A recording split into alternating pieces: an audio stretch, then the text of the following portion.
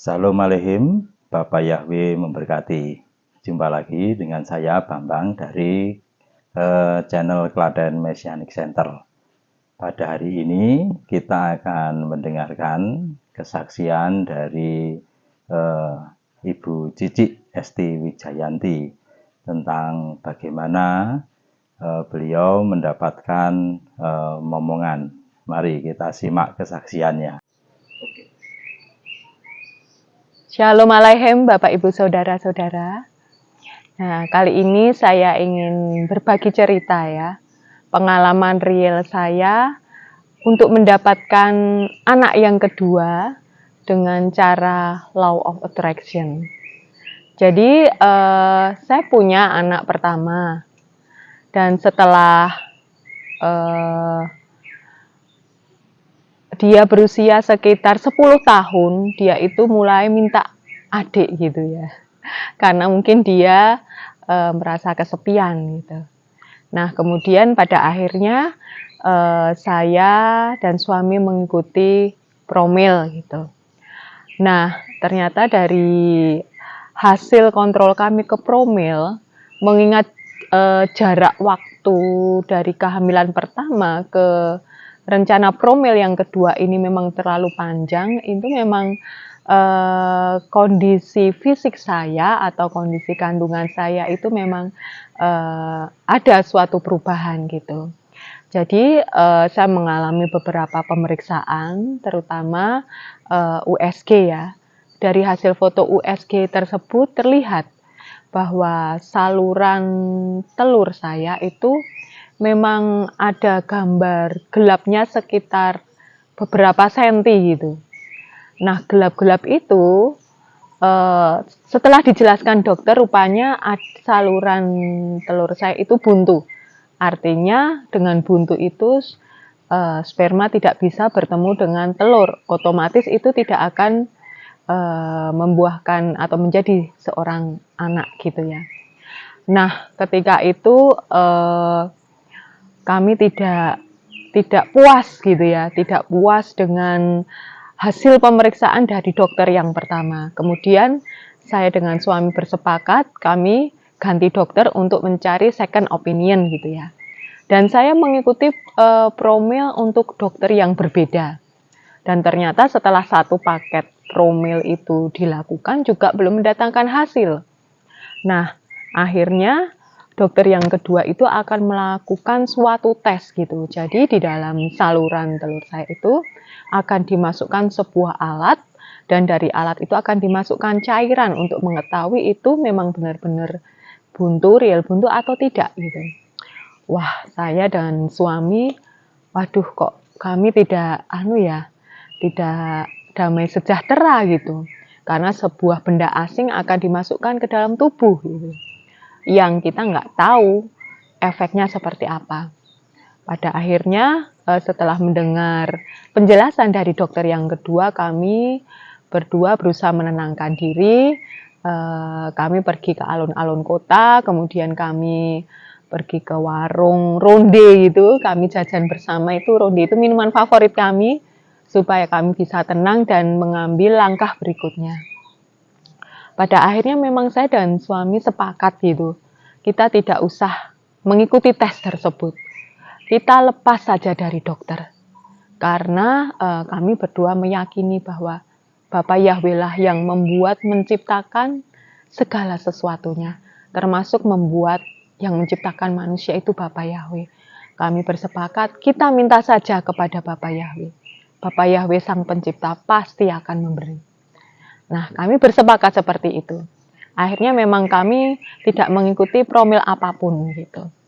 Yang kami lakukan, kami bersama-sama berdua berdoa meminta ke Bapak Yahweh supaya kami diberikan anak lagi, anak yang kedua gitu. Itu hari pertama yang kami lakukan dengan segenap hati. Kemudian hari yang kedua kami kembali berdoa, tetapi doa kami berbeda.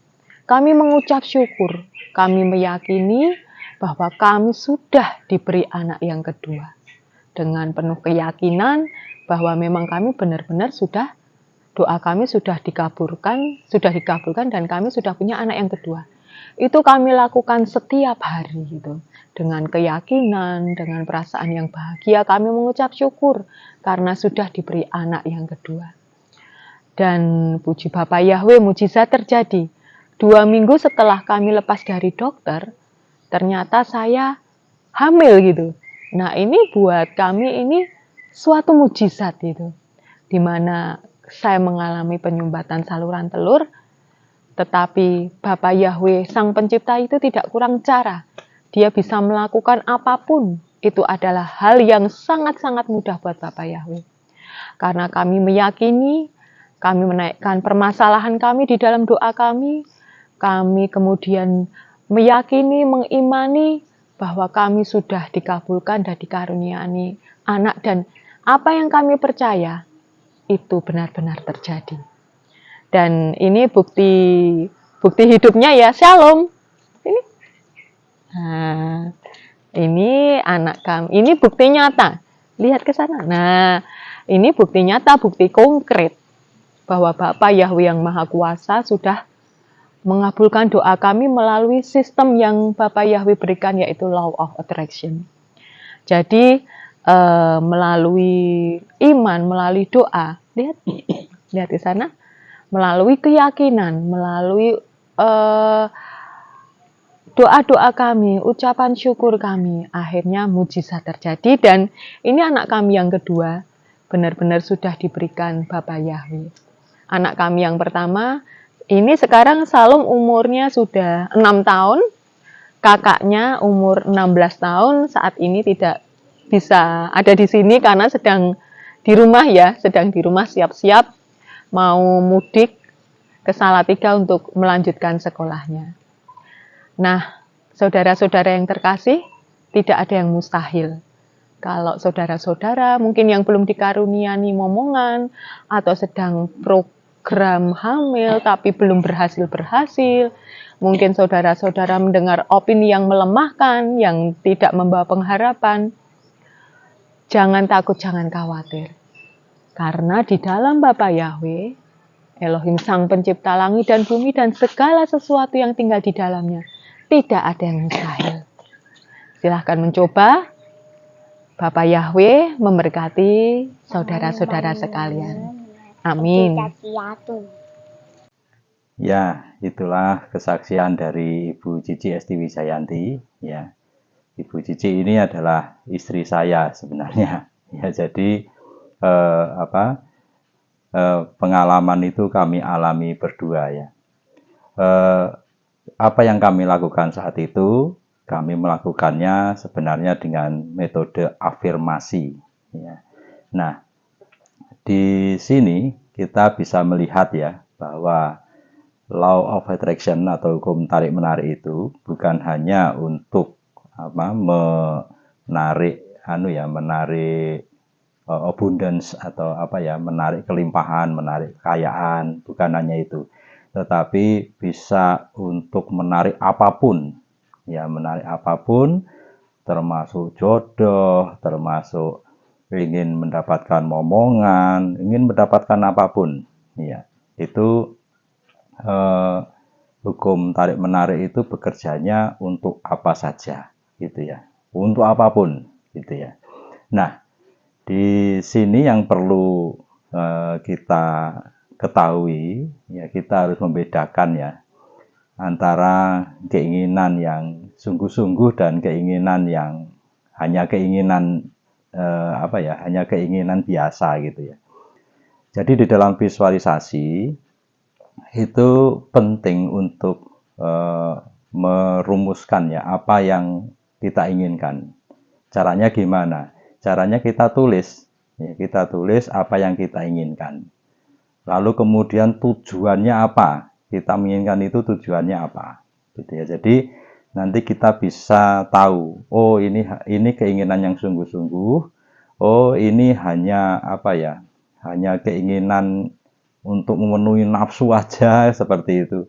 Itu kita bisa membedakannya. Seperti ini. Misalnya Bapak, Ibu, dan Saudara ingin mobil, misalnya seperti itu ya. Nah, di sini tujuannya apa? Untuk mendapatkan mobil itu tujuannya apa? Tujuannya misalnya supaya bisa untuk bisnis gitu ya, atau bisa untuk membantu tetangga gitu ya yang membutuhkan seperti itu dan lain sebagainya. Tetapi banyak orang misalnya menginginkan mobil, kemudian tujuannya apa? Mereka bingung karena sebenarnya tujuan yang salah gitu ya. Ya, tujuannya misalnya supaya dilihat mentereng atau iri dengan tetangga dan lain sebagainya, yaitu itu sudah tujuan yang nggak benar. Nah, nanti ketika bervisualisasi pun visualisasinya tidak mengarah ke sukacita, ke kebahagiaan gitu tidak, tetapi ke arah ini ya, ke arah nafsu ya, seperti itu. Itu sudah visualisasi yang nggak benar gitu. Untuk afirmasi juga sudah nggak benar. Untuk apapun jadi nggak benar karena tujuannya tidak benar. Jadi dibiasakan sebelum melakukan LOA itu ditulis keinginannya apa gitu. Lalu tujuannya apa? Ditulis ya. Sehingga kita bisa membedakan antara ber-LOA dengan menghayal. Kalau menghayal itu kan apa ya? Gerambiang kalau bahasa Jawanya, yang gerambiang kemana-mana. Tetapi kalau ber-LOA itu terkonsep. Karena apa? Karena semuanya terumuskan. Keinginannya apa, tujuannya apa. Demikian pula ketika kami menginginkan anak lagi itu ya, itu juga seperti itu. Di dalam buku harian saya ini, ya ini, di sini saya tulis juga tujuannya apa di sini ya. Ini saya tulis semua, gitu di situ. Nah, jadinya jadi terkonsep ya, jadi tidak gerambiang kemana-mana gitu ya. Lalu kemudian modalnya apa? Modalnya adalah percaya. Itu saja modalnya. Percaya bahwa Bapak Yahweh itu tidak kekurangan cara untuk mewujudkan apa yang kita inginkan. Nah, seperti itu video kali ini. Saya yakin ini bisa memberkati banyak orang. Ya, sukses besar untuk kita semua. Aku mengasihimu. Bapak Yahweh memberkati. Haleluya. Amin.